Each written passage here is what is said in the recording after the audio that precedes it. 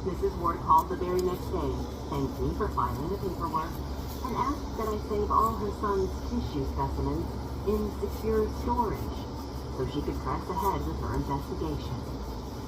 In March, I started my month-long rotation at the medical examiner's Bronx office, where I immediately found myself knee-deep in drug deaths.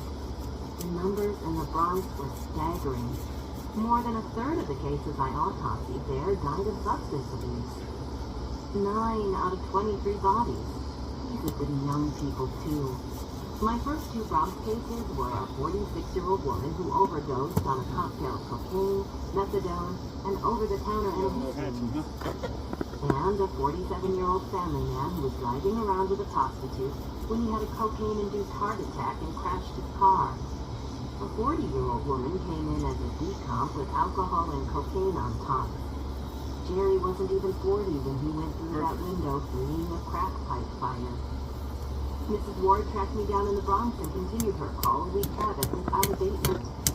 When I returned to Manhattan in April, the calls started tapering off, and by the beginning of May, there was radio silence.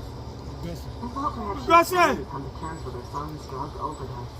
Then came the last day of May. When I got in, I had 12 voicemails.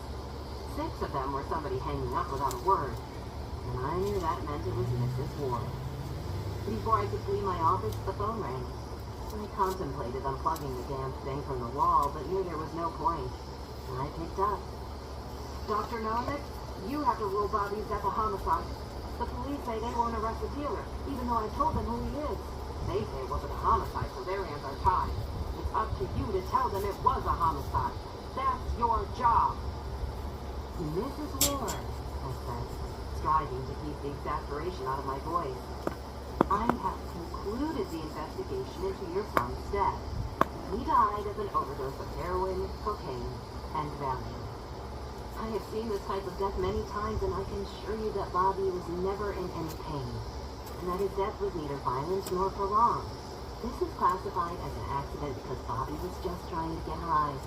He didn't mean to cause his own death. I paused.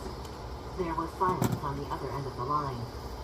I really need you to understand that my determination that the manner of death is an accident will remain unchanged unless I am provided with incontrovertible evidence that Bobby was given the drugs against his will or without his knowledge. This is not a homicide, and I cannot rule it a homicide. I really hope you will find a way to accept your son's death as accidental. Mrs. Ward waited patiently for me to finish, and then continued as though I had never spoken.